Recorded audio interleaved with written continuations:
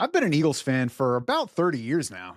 You might think that makes me biased toward the team, but if anything, I'm more prone to be the guy arguing against high rankings for Eagles players. And that's just where we're starting this week with a player who might just be the most reliable one on the team. Who is he and where does he belong in your week 15 lineup plans? Find out in an all new Draft Sharks podcast right now.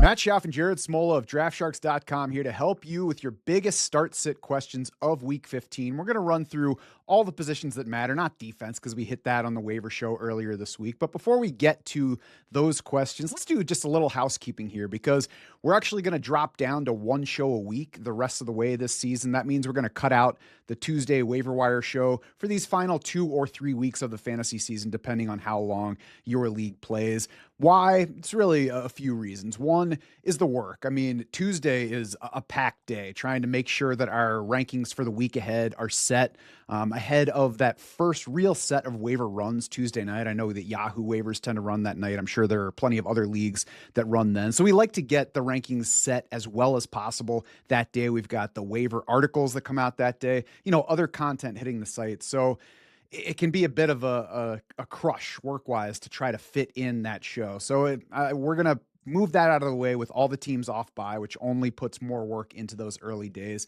There's also family time. I know that we've got holidays coming up. I got 2 kids playing high school sports right now, so I want to be available for those games as opposed to sitting off in the corner somewhere trying to get a Tuesday show posted. And then we combine all that with just the value of it. I mean, at this point in the year, it's a lot different working waivers than it was before. You're not going after the top name of that week. And if there is like a handcuff running back that emerges because somebody else got hurt, that one's pretty obvious. Otherwise, you're basically getting what you need from the wire. That should be your specific focus. That's covered in the free agent finder, and that's going to differ a lot by team, by league, by format. So for all those reasons, we're going to cut it down to one show, but we're still going to have this show going forward through week 18, probably. I haven't talked to Jared about it yet, but I'm sure he's on board with doing a week 18 show for those of you that play through that week.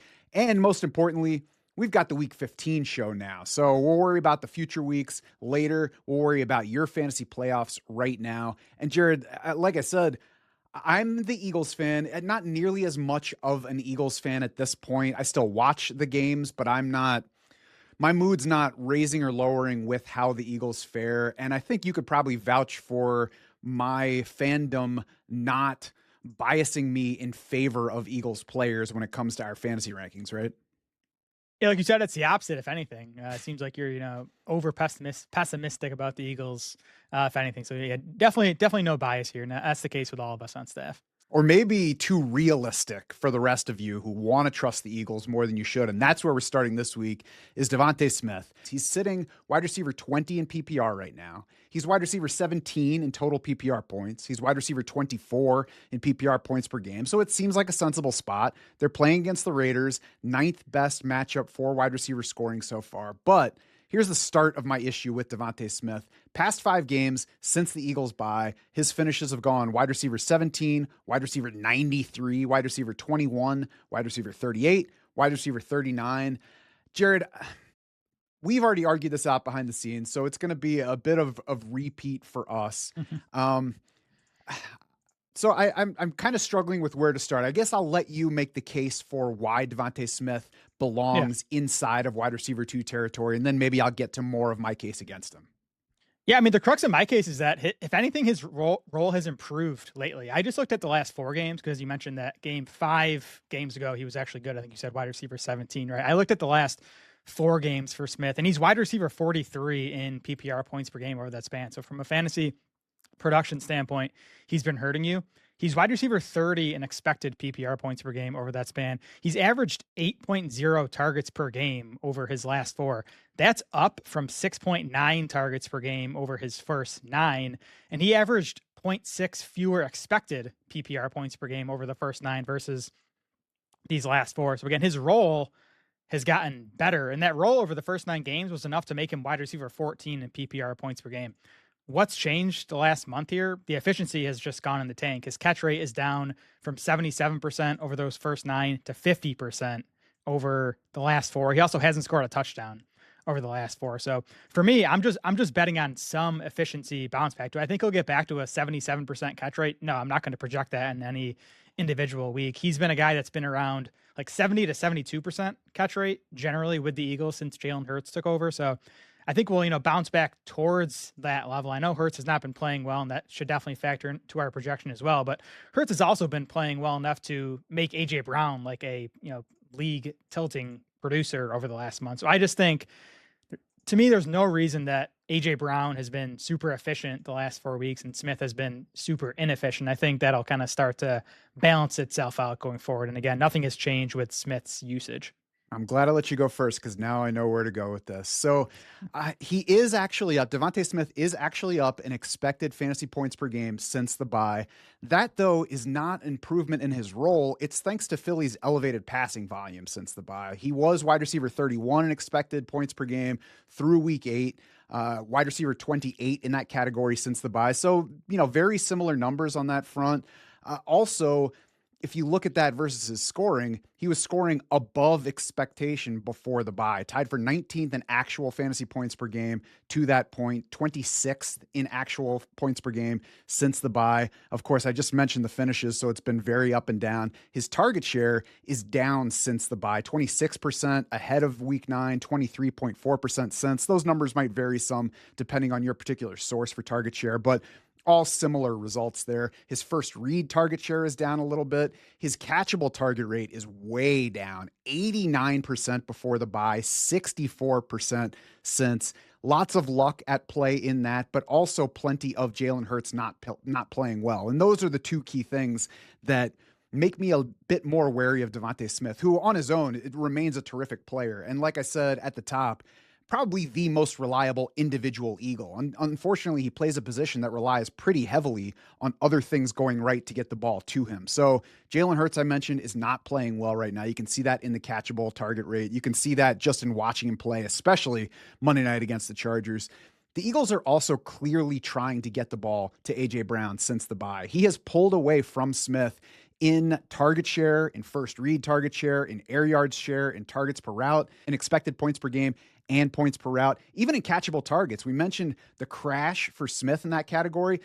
A.J. Brown is up from 70% catchable targets to 77.6% over that same span since the bye. Now, you can say that that's luck and that the higher number for Brown is a good signal that we should expect Smith's to improve. Anecdotally, I mean, I don't have a stat to back it up, but I can see in watching their games that they're trying to get the ball to A.J. Brown. I mean, if you look at his target totals, it looks like that. If you look at the shares I just mentioned, that indicates that as well. I don't know exactly what they're doing as far as play design, the A.J. Brown routes versus DeVonta Smith routes, but just watching the game, it's clear that they're trying to get the ball to A.J. Brown, and DeVonta Smith a bit less so. So I think with all of those things combined, turning toward our rankings now, I think where we're at on DeVonta Smith is having his target share a bit too high this week and also having his catch rate a bit too high, which is just a little bit higher than what that catchable target rate has been for him lately. That's a tricky part with projections, right? Like we're talking about a guy who caught 77% of his targets over the first 9 weeks and had been above 70% generally in his previous few seasons with the Eagles. Now down to 50% over the last 4. So like, where do you middle that out in a being up? To me, that's the biggest concern this week for both DeVonta Smith and AJ Brown is the Eagles are, last I checked, 12.5-point favorites against a lifeless Raiders team. So this could be a game where there's like 24 Jalen Hurts passes, and that would add risk to both DeVonta Smith and AJ Brown. There's no doubt that AJ Brown deserves to be the top ranked Eagles wide receiver at this point. He's the better fantasy bet. He does sit inside our top 12 for the week. But again, to me with DeVonta Smith, he's the same player and he's getting the same usage as he was over the first 9 weeks when he was like a nice weekly wide receiver 2. I'm still treating him that way. One last point here, and this is getting super into the weeds, but the Raiders lead the NFL pretty easily in percent of zone coverage, percent of, defensive snaps in zone coverage. And really throughout AJ Brown's career and with the Eagles, he's been the man coverage crusher, where DeVonta Smith has been a bit better against zone. So the matchup tilts a little bit in DeVonta Smith's favor. Again, not enough to make him the better fantasy bet, but that's just a mark in his favor if you're looking for a reason to stick with him this week. I hope that that actually helps him this week. The other factor that we haven't even gotten into here is, of course, the Eagles' much maligned coaching staff this year that has been blamed for a lot of the offensive issues, and I think rightly so. Well, I think it was a couple weeks ago where Dallas Goedert, after the game, somebody mentioned to him something about the Bears being one of the weakest tight end defenses in the league, and he was like, "Oh, really? I didn't even know that." So I'm not sure that I trust this Eagles staff to be like, "Hey, these guys play a lot of zone. DeVonta's awesome against the zone. Let's throw the ball his way a bit more often." Just altogether, I think there are enough worrisome factors here that I'm a bit apprehensive on DeVonta Smith. And, I don't want to make this case seem like I'm saying bench DeVonta Smith. I don't think he belongs outside the top 30. I think that where I'm differing is we have him at, I believe, wide receiver 20 right now. I'd probably have him around like wide receiver 26. So we're talking about individual decisions in there. We'll see if I get him moved down any further. I don't think I'm going to because it hasn't worked to this point. But you can check the rankings and see exactly who he winds up in front of, behind. And of course, check more importantly, your team dashboard to see how Smith compares to the players on your team. Because it might be that the difference between, 18 and 26 doesn't matter at all for the players that you're deciding among, at your wide receiver spots. And by the way, getting into the weeds, like, why are you even watching a fantasy football video or listening to a podcast if you don't want to get into the weeds? Exactly. I hope everyone appreciated that. Smith is not a must start. To me, though, he's like not someone I would like want to be benching like for some, wide receiver 3 type of guy. I still think in most cases I'd be sticking with him and just hoping for a bounce back, really just for the Eagles offense in general. That's what Smith needs. And despite the fact that they're big favorites and the pass volume might be down, like home for the Raiders is as good of a spot as you could hope if you want this offense to get going again. Yeah. I mean, I do think that they'll run a lot more this game. They should, because of how poorly the passing went last time out, because of how well the run game went, and because of the matchup, for all the factors that we've talked about. So I think the volume will be down. Let's hope, for all of us that have Eagles in our fantasy lineups, that the offense just has a good game in a setting where it should. There should just be enough fantasy points in this one for all these guys and for this whole discussion to be rendered moot. We'll see if Philly can finally get there on the field, though. Minnesota seemed to get there points-wise last week after letting us down for a while. They scored 31 points against Washington, which had to be good news for Justin Jefferson, right? Nope. Wide receiver 75 PPR finish for that game. That followed, of course, a wide receiver 88 with an even worse than JJ McCarthy quarterback in the lineup. Wide receiver 37 before that, wide receiver 25, wide receiver 42. Week 9 was the last time that Justin Jefferson found the end zone. In the past 3 games, Jared, have only found 6, 6, and 4 targets for Jefferson. This week, It's Dallas, which is still the best scoring matchup for wide receivers all season. So what do we do with Jefferson this week? Yeah, I think in most cases you're starting him. I think I would have a tougher time benching Justin Jefferson than DeVonta Smith, even because I think Jefferson still his floor is probably lower than DeVonta Smith, but I think Jefferson still has the upside to like win you your week. I think the good news for Jefferson is JJ McCarthy. He played well last week. To me, I think start to finish, that was his best game in the NFL. He completed 70% of his passes, averaged 7.1 yards per attempt. That's like a league average mark. He finished 10th on the week in PFF passing grades. Now, the raw production wasn't big because he only had to throw 23 times in an easy win over Washington, but Minnesota was positive 0.4% in pass rate over expected. So the low volume was just completely due to game script. They were willing to throw pretty much at the rate they should have based on how the game unfolded. The Vikings are now 5.5-point underdogs in Dallas on Sunday night. So the pass volume should be up. Dallas is dead last in adjusted fantasy points allowed to wide receivers on the season. They're still dead last over the last 5 weeks. So even though the defense has improved, that's basically been the run defense improving. The matchup for wide receivers has remained awesome. And Jefferson's volume had been good from McCarthy before this last week. He'd been getting, 8, 10, 12 targets in a lot of those games. So I still think the volume's going to be there. Hopefully McCarthy keeps that momentum rolling, and Jefferson's going to be open against this Dallas secondary. He just needs McCarthy to get him the ball. Yeah, the target shares have mostly been good outside of those past 3 games that I talked about. The matchup is still good, even with some improvement to the Dallas defense. And the other factor here is Dallas should score at least more points than Washington did last week, and perhaps even play from ahead in this one, which could drive more passing volume. That'd be bad news for Minnesota in general, but it would be good news for Justin Jefferson's opportunities. We do have him one spot ahead of DeVonta Smith currently in the PPR rankings. I would play Justin Jefferson over DeVonta Smith. What about some of these other individuals, Jared? How about Justin Jefferson versus Tet McMillan PPR? And I know we have Tet higher. I guess I would go Tet, because Tet has showed us ceiling, and his target shares. I know last time out his target share was super low. I think he only had 2 targets, but prior to that, he'd been like 25 to 30% on a consistent basis. So I would play Tet over Jefferson. Yeah, I think I would probably land on Jefferson in my own lineup, but that's one where I wouldn't argue a person in either direction if they're set on whichever player. What about Jefferson versus Zay Flowers? Yeah, and I would say with all these guys too, check floors and ceilings, because that matters. Like if someone was asking me Tet versus Jefferson, I would ask them, are you a favorite or an underdog in your matchup? If you're a favorite, I would go Tet, because I do think he's safer.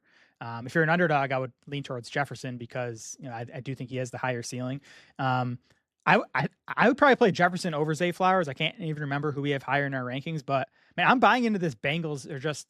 I'm not saying it's a bad matchup for wide receivers, but it's not a great matchup. And because they're so bad against tight ends, we just get fewer targets to the wide receivers. I know Zay Flowers had very poor production in that first game against the Bengals. He did have the long touchdown that was called back by the iffy offensive pass interference penalty, but it's not as good a matchup for Flowers as you might think when you see Bengals. Mm-hmm. And it sounds like that game could be frigid temperatures, isn't it? I haven't looked at weather yet, but probably it's December in Cincinnati. So yeah, we'll certainly be looking at all the potential weather factors into the weekend and adjusting if anything is worth adjusting. What about DK Metcalf versus Jefferson? I'd go Jefferson there. I know Metcalf had the big week 14, but he was a guy everyone wanted to bench prior to that game. So I would take a shot on Jefferson over Metcalf. Yeah, I would go that way as well. So make sure you check the rankings, check projections, check your team dashboard to see exactly where Jefferson ends up, see who you might have him compared with. And I mean, if it's really close, I know we said it last week and it didn't work out. I'd still probably lean toward Jefferson and assume that Minnesota's going to try harder to get the ball to him. But I guess we'll see. It's been several weeks where that hasn't been the case, so we shouldn't be shocked if it's the case again. Another guy that's going to be, I think, more difficult to know what we should expect is Jaxson Dart this week. So the reason that he is worth considering for starter level usage in week 15 in our fantasy playoffs is because of that's what he's been producing for nearly all of the time since he got into the lineup. So starting in week 4, which is Jaxson Dart's first start for the Giants, here are his fantasy finishes: QB 11, QB 14, QB 4, QB 3, QB 12, QB 7, QB 1 in the game that he left a little bit early with the concussion, QB 23 in his return against the Patriots. Jared, what are we doing with Jaxson Dart this week? And this is a super tricky one, because I think it just comes down to what the Giants let him do. I feel confident that Dart could have a big game if the Giants let him here. He's home for Washington. The Commanders are 30th in adjusted points allowed to quarterbacks on the season. They're actually 31st over the last 5 weeks. The Giants are implied for 24.75 points. That's the 11th highest on the week, one of the highest implied totals they've had all season. The concern is, and we've talked about this on shows recently, how run heavy the Giants have become under interim head coach Mike Kafka. They rank bottom 7 in pass rate, neutral pass rate, and pass rate over expected in the last 3 games under Kafka. Saw that game against the Patriots. They're down by like 14 points in the fourth quarter. They're still just handing the ball to their running backs, which is like, they obviously didn't care too much about winning that game. So that's a concern. The other concern is that Dart had 0 designed rush attempts in that last game, his first, both under Kafka and since coming back from the concussion. So I think the rushing upside isn't as high as it has been either. I mean, maybe it was just a one-off and they're going to let him run more, but it would make sense for them in a lost season to try to scale back his rushing a little bit. So those are the concerns for me. It gives him a big range of outcomes. Again, I think he could be a top 5 fantasy quarterback this week if the Giants let him drop back 35 times. But like if the Giants are playing with a lead in this game, you might only get 25 dropbacks from Jaxson Dart. And on that type of volume, it's going to be tough for him to pay off. And that was the first start all season in which Dart did not have a designed run play. So was that just a matter of protecting him in his first game back? Is it how they're going to treat him going forward to keep protecting him? Or do they, I don't know, play it to win? How much does the game flow of this one affect that? the rushing matters, especially for Jaxson Dart, because to this point, only Justin Fields has accrued a larger percentage of his fantasy points via the run among all quarterbacks. Jaxson Dart has 7 rushing touchdowns, which ranks 3rd at the position for the season. That obviously inflates his production a bit. It also speaks to the upside that he does have with all those rushing touchdowns. So does he get those opportunities to score? I don't know. How do they play it this week? I don't know. Last time out, and it was 2 weeks ago, they were down 17-0 before the end of the first quarter. So that might have impacted where the game plan was heading into the game. They might have decided early in that game, we're not going to win this one, so let's take it easy. There's really nothing to strive for here. This week finds the Giants favored by 2.5 over Washington. It shouldn't be a game that gets away from anyone. It should be a game that supports as much rushing volume overall as you want it to.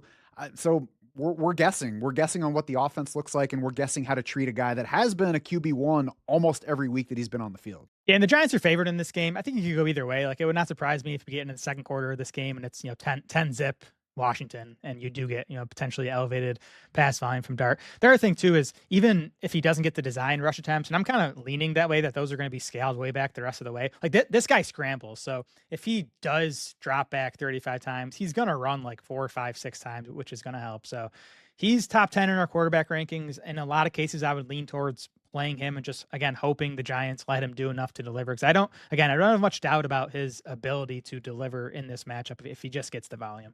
Yeah, that last game where he had no designed runs, he still scrambled 4 times. He still chose to stay in bounds and get destroyed right by the sideline. And then, I don't know, I guess that play coaxed his teammate Theo Johnson to commit a really stupid penalty. So Jaxson Dart's not going to protect himself, whether Mike Kafka does or not. He's going to run the ball some. There is that upside. We'll see how the game goes. And, make sure that you check your specific format too, because if you have 6-point touchdown passes, that's going to affect where Jaxson Dart is versus other quarterbacks in a similar range in our default rankings. So it's a tough decision this week. He is inside our top 12. I think he belongs inside the top 12. If it doesn't work out, it didn't work out with Jalen Hurts last week, and he has a lot more behind him than Jaxson Dart does. Patrick Mahomes also has a lot behind him, including a terrific start to this season. Mahomes finished top 7 in 7 of his first 8 games. He went 67% completions over that span, over 260 yards per game, 2 touchdowns per game, half an INT, a QB rating of 103.1, not getting sacked too much. That changed in week 9 in the loss at Buffalo. Since then, 57% completion, still around 260 yards per game, but just 1 touchdown per game, 1.2 interceptions per game. His yards per attempt are down. His sacks are up. His passer rating's down. Jared, one key issue here is offensive line injuries. Josh Simmons has been in and out of the lineup. His latest trip out of the lineup ends his regular season at least. So that hurts, losing your star rookie left tackle. They also might be without right tackle Juwan Taylor, who left the game in the second half against Buffalo, who left midway through the Dallas game, missed last week's game. We'll see about him for this week. Trey Smith, it looks like he's back. So the O-line has been an issue. Otherwise, I think it's been more matchups than Patrick Mahomes actually falling off in a worrisome way. Yeah, I think the O-line has been the issue. Then, like you said, the matchup, especially last week against Houston, I think Houston still hasn't allowed a top 12 fantasy quarterback all season. So, should have expected Mahomes to not deliver in that spot. It's not an easy matchup this week against the Chargers, but it's easier than Houston. The Chiefs are implied for 23.5 points in this game. So that's well below where the Chiefs usually are. They were implied for 22 against Houston. So they're 1.5 higher than they were last week. You did have Mahomes finish quarterback 6 against the Chargers back in week 1. That game, of course, came without Rashee Rice. Now, Mahomes did have 57 yards and a score rushing in that game, so that kind of fueled the high fantasy finish. But I do think we can count on rushing production at this point. We've been able to count on it with Mahomes for much of the season. I think he's second among all quarterbacks in total rushing yards right now. But I think with Mahomes especially, we see this in big regular season games and in the playoffs. He runs more when it's like desperation mode, and the Chiefs are in ultimate desperation mode now. They cannot afford to lose another game. So I do think you can count on decent rushing production from Mahomes. He's gone 30, and 59 rushing yards over his last 3. So he is not a comfortable start. He is not a must start. It's a tricky week at quarterback in general. Just looking at our rankings, I feel good about the top 5, and that ends at Dak Prescott. And beyond that, I think everyone has questions. So there's not a ton of spot start options available, I don't think, to start over Mahomes. So I think in most cases, if he's been your guy all season, you probably just got to stick with him this week. I agree. I mean, I mentioned the stretch where he's had rougher numbers, rougher production recently. But if you look at it, there's the Houston matchup. There was also a Denver matchup within there. Even the Buffalo game has been a negative matchup for quarterback scoring. So all three of those performances are excusable, especially with the O-line issues. He had a big game against the Cowboys. It was okay against the Colts, 352 yards passing, 30 rushing, just no touchdowns in that game. So in general, yeah, he's not totally comfy, but I would probably start Patrick Mahomes over most of the guys that you're realistically comparing him with as you make your decisions. I don't think that anybody's deciding between Lamar Jackson and Patrick Mahomes this week, but Lamar is the next guy on the list that we need to figure out. And he at least gave us a rebound week on the fantasy side last week, right, Jared? A QB7 finish against Pittsburgh. So are we feeling better about him this week? I'm not feeling better about Lamar. I don't think he played like noticeably better in that game than he had over the previous month. The fantasy production was there. He had a rushing score, which helped, obviously. I feel better about Lamar, though, than Patrick Mahomes or Jalen Hurts or Jaxson Dart, because I think this game against the Bengals is the most likely to shoot out. It has a 51.5 point over-under. And it's obviously just the best. It's a much better matchup for Lamar Jackson against the Bengals than, Mahomes is getting. He, of course, disappointed in this matchup 2 weeks ago. He finished quarterback 24, but as we've talked about, he had the 2 near touchdowns. The Isaiah Likely fumble at the goal line, the Zay Flowers touchdown that got called back. If you give him those 2 touchdowns, he finishes quarterback 12. So not great. You want more out of Lamar Jackson, but he's at least not hurting you. And I will say too, last week, again, to my eyes, it didn't look like noticeably better, but he did earn his best PFF passing grade since week 9, which was his first game back from injury. So by the PFF numbers, it was a step forward for Lamar last week. Yeah, and I think it was better enough to say, all right, we can go back to playing Lamar Jackson now. And, honestly, if you lose in week 15 because you trusted Lamar Jackson against the Bengals, then so be it. I would much rather lose that way than lose because I was like, Lamar has sucked lately. I'm not going to start him against the Bengals. I'm putting Jaxson Dart in my lineup and YOLO. I'm going to go ahead and try Lamar Jackson this week. If he did get that QB12 finish against Cincinnati 2 weeks ago, he'd be entering this one off of QB12 and QB7 finishes, and he probably would not even be in our show rundown. Exactly. That's pretty realistic. If you have Lamar Jackson, I guess Jaxson Dart's probably the best quarterback 2 you could have behind him. You didn't draft another high-end quarterback, so roll with Lamar. Trust this matchup against the Bengals. He's still giving you nice rushing production, not elite rushing production, but he's still, running a handful of times per game and does look healthier to me running the ball. So again, in most cases, you're going to stick with Lamar this week. You mentioned you feel good about the top 5 this week. Those are the guys that are ahead of Lamar Jackson in our rankings right now. Josh Allen at New England, Drake May versus Buffalo, Matthew Stafford versus Detroit, Joe Burrow versus Baltimore, Dak Prescott versus Minnesota. If you have Matthew Stafford and Lamar Jackson, I could see starting Matthew Stafford against Detroit. He should have a good outing. That's a positive matchup for passing. So I could see doing that one. If you have Drake May, Drake May is just a more comfortable start at this point than Lamar Jackson. Otherwise, you're probably not making those decisions. And if you're looking at anybody else other than those players I just named, go ahead and start Lamar. Yep, agreed. Also on that Baltimore team is Isaiah Likely, who you mentioned, narrowly missing a touchdown against Cincinnati. He scored one last week, lost another one when it was overturned. We talked about Isaiah Likely prominently on the waiver show earlier this week. So now let's just cut right to it and let people know who we're playing Isaiah Likely over this week. Jared, who in our rankings do you like Isaiah Likely better than? Well, I'll tell you who I don't like him better than, Trey McBride, George Kittle, Brock Bowers, Travis Kelce, Kyle Pitts, and Harold Fannin. So that's 6 guys? No, yeah, 6 guys. Beyond that, go ahead. If you want to start Isaiah Likely, I think everyone else beyond those 6, the floor is, 2-3 catches. And Likely, I think, has just as much ceiling as anyone else. We talked about this Bengals matchup. 24.1 PPR points per game to tight ends this season. That's 46% more than any other team, 46% more than the second worst defense against tight ends. They've allowed a tight end to hit 12 PPR points in 10 of their 13 games. They've allowed 2 tight ends to score at least 8 PPR points, which is like a fine total at tight end in 5 of their 13 games, including each of the last 2 weeks. That game against the Ravens 2 weeks ago, Bills tight ends absolutely crushed them last week. Again, I think Likely and Andrews are going to be the focal point of the Ravens passing attack on Sunday. Yeah, did we get 3 Bills tight end touchdowns last week against Cincinnati? Yeah, Haas scored as well. It's crazy. I get mad every time Hawes scores because I'm like, why isn't that a Dalton Kincaid touchdown? Well, they all look the same. Yeah. Hawes, Kincaid, and Knox. I can't tell until I see their number which one it is.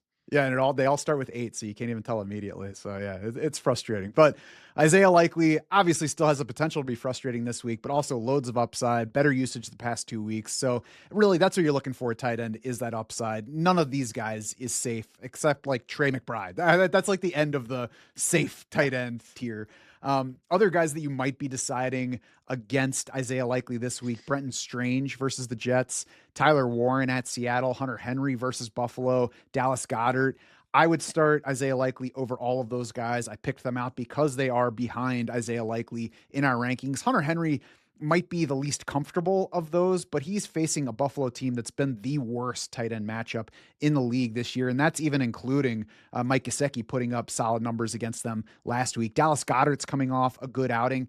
That good outing is an outlier versus what he's been doing otherwise for a while now. So I would go ahead and play Isaiah Likely, chase the upside. If it doesn't work out, that's how fantasy is. Yeah, I'm starting Likely over all those guys you mentioned, including Hunter Henry. I mean, the other guys we have ranked ahead of Isaiah Likely right now: Dalton Kincaid, Mark Andrews, and Jake Ferguson, and I guess and Juwan Johnson. Like, again, those guys come out higher in our projections. I think they're similar profile wise, where even someone like Dalton Kincaid, he's been awesome all year. The routes still aren't great. You're kind of hoping for super efficiency from him. So, like, again, I think Likely's just in the mix with those other guys at this point for this matchup.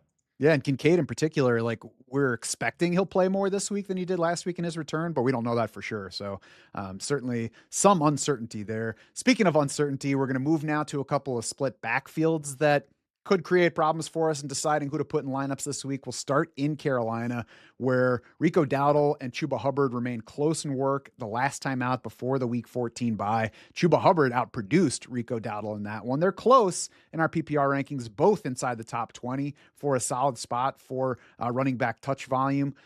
Jared, 2 questions I think here. First, what do we like so much about both of these guys? And the second is, why is Rico Dowdle ahead of Chuba Hubbard? Yeah, so I'll answer the first question first. I think it's the most important thing is I think you can start both these guys. I mean, I don't know if I'd want to have both in my starting lineup, but yeah, they're both startable, and I doubt many teams have. Maybe teams have both. I don't know. And if they're your 2 best options, I think you're fine, because this Panthers team is now dead last in pass rate over expected. They're 31st in neutral pass rate. They're 23rd in actual pass rate. It's been one of the run heaviest offenses in the NFL. And it makes sense. That's what's working, right? Bryce Young has remained super inconsistent. The run game has been a lot better than expected. And they're 2.5-point favorites this week against the Saints. So if this game goes according to plan, even if it's close, even if they're trailing by a little bit, like, this team's going to continue to run the ball. So you could get 25 to 30 carries out of these 2 backs combined. I think it's going to be pretty evenly split. Exactly how the split is going to go, I think it's tough to know for sure. I think it even could be a hot hand situation. I did go back and looked at comments about the backfield Dave Canales made last week. So this was like shortly after their week 13 game, right before their bye. Here's what he said about the backfield. He said, "We've been using Hubbard primarily as our third down back, and then he gets series as we go. Giving Rico Dowdle the lion's share of some of those first and second downs, those early series and all that, is a great way to get him the ball." So, and again, this was before the bye. They could have gone into the bye and blown all this up and changed everything. But those comments from Canales make me think that Dowdle's still going to be the first one on the field. He's going to get the first chance. They do want to mix in Hubbard regardless. They want to use Hubbard in passing situations. And I think it's possible that if Hubbard gets off to a hot start like he did in that last game, that he could end up leading this backfield in carries. But to me, if I'm picking between the 2, I am going to lean towards Rico Dowdle. Yeah, that's a good quote for deciding between those 2 guys. If I have to decide between them, I'm honestly probably flipping a coin, because in addition to getting more work than Chuba Hubbard over recent games before that Rams game that we were referring to, Dowdle has also struggled to produce 3.2 yards per carry or less in 3 of his past 4 games, including the last time we saw both of them on the field. So if I'm deciding between the 2 guys, I think I might have to lean Hubbard, but there's really no comfy choice between them. I would love to believe that most people can just play whichever one you have and not have to decide which Carolina back. Yeah, it's worth remembering too that the Panthers are paying Chuba Hubbard a lot of money, and Rico Dowdle's on a pretty cheap 1-year deal. I know that shouldn't matter, and maybe it won't at this point of the season. Like, the Panthers are actually somehow in the playoff hunt. Like, this is a big game for them, so maybe they're just going to go with the guy they think gives them the best chance to win. But if if contracts are going to come into play, that might it would favor Chuba Hubbard. Yeah, I mean, I don't think that Dave Canales in the game is going to be like, all right, this guy's making $8 million. We got to give him the ball more. But I think it's worth remembering for how much they do think of Chuba Hubbard, which is easy to forget based on how his usage has gone since he returned from that injury. And, some of that was while he was still working through that injury. So that's worth keeping in mind for how much they think of Chuba Hubbard in general. I think that helps his projected workload. We'll see how it works out. Let's just hope that they both get enough, that they both reach the end zone, and that no matter which way you go in this backfield, it works out. Formerly, I would have said PPR, we would lean Dowdle because he's been the better receiving back in recent seasons, but the third down usage for Hubbard tends to point toward the guy that you want in there in passing situations. Yeah, Hubbard beat Dowdle 63% to 25% in pass routes. And again, that quote from Canales, he wants to use Hubbard, he said, as the third down back. So I do think Hubbard is the better bet for catches. Yeah, I will say the combined touch count, the ceiling for that could even go higher than what you said before. We could get 35 to 40 carries from these guys in this game, depending on how it goes. Giants running backs might get to a similar range as well. We've talked about Devin Singletary the past 2 weeks on our waiver shows. Last time we saw the Giants, of course, in week 13 before their bye, he was the one out touching and outperforming Tyrone Tracy before Tracy left the game with a hip injury late in the fourth quarter. So, Jared, now that we're back, how are we treating both of these guys in our week 15 rankings? Yeah, this is the same situation as Carolina, where we don't know exactly how work's going to be divvied, but we feel pretty good about this Giants backfield being productive in general.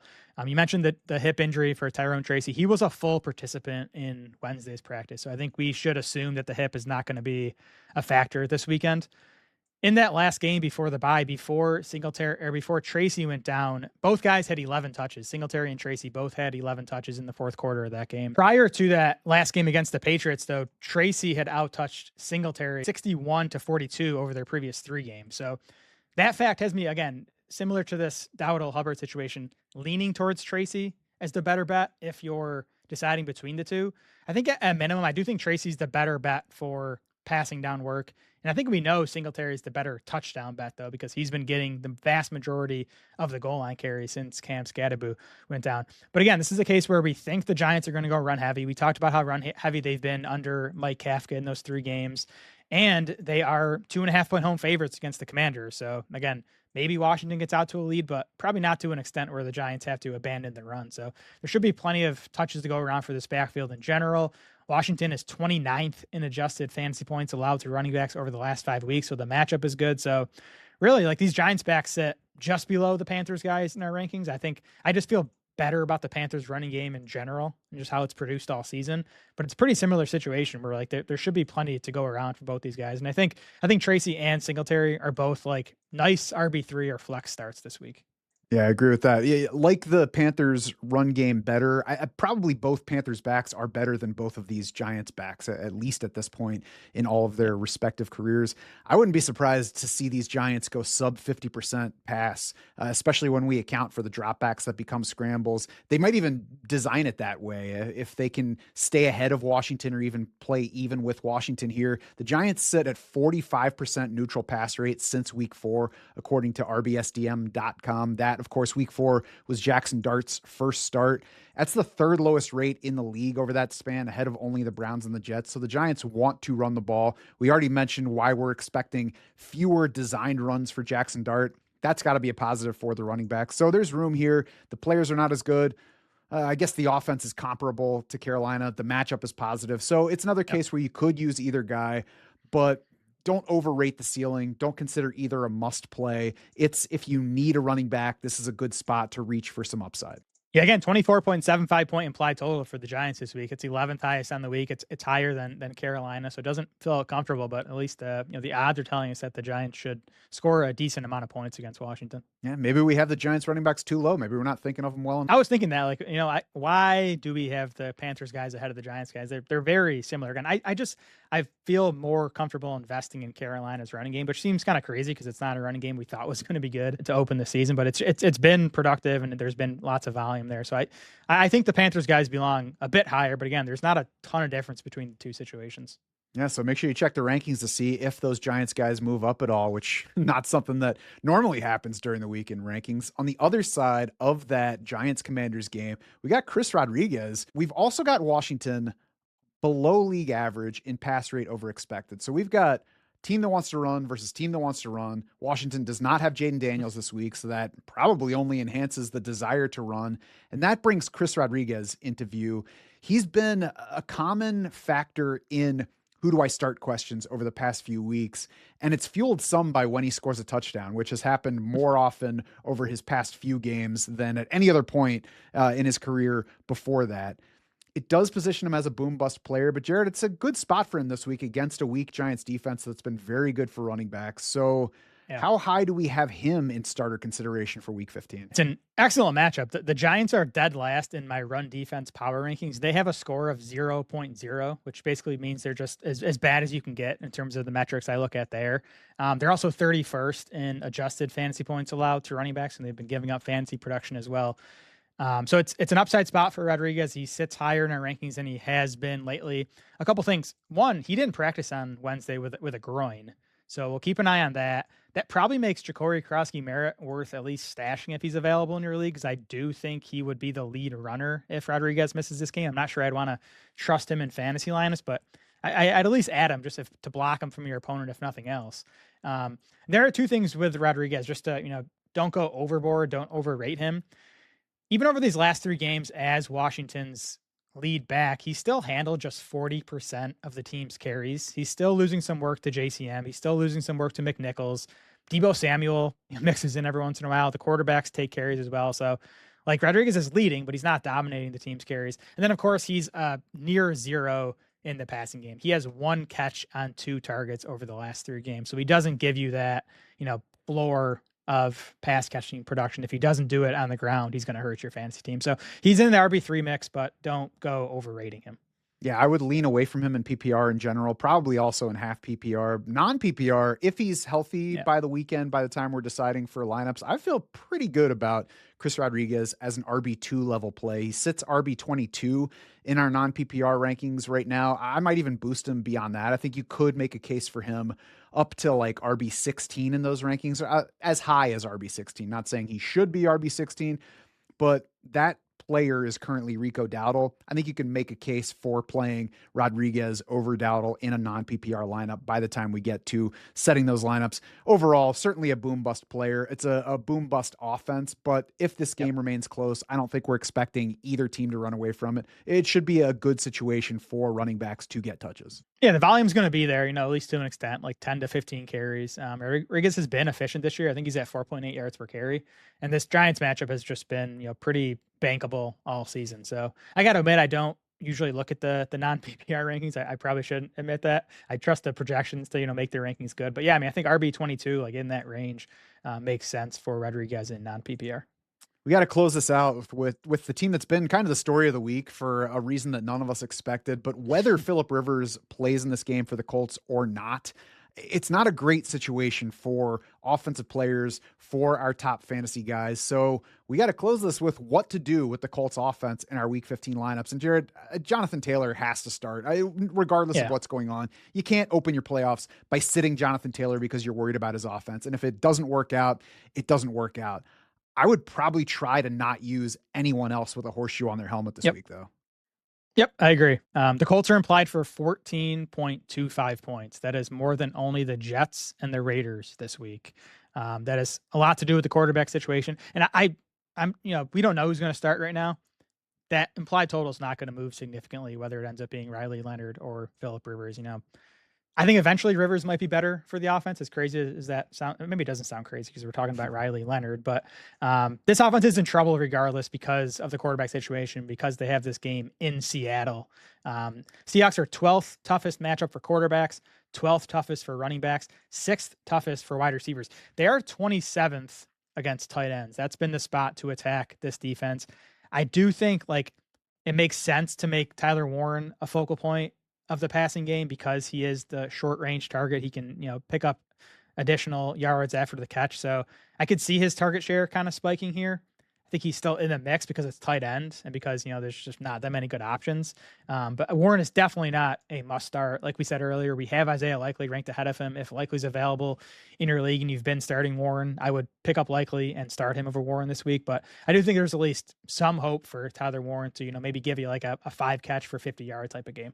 Yeah, if they throw a bunch of targets at him, he could work out. The tight end matchup numbers against Seattle, I would be a little bit wary of trusting too much. I would imagine, I haven't dug into it, but I would imagine that a lot of that is Seattle's beaten most of their opponents. So they probably don't care if you're throwing a bunch of short passes to your tight end. They're worried about covering wide receivers down the field, making sure big plays don't happen, especially as you get into garbage time.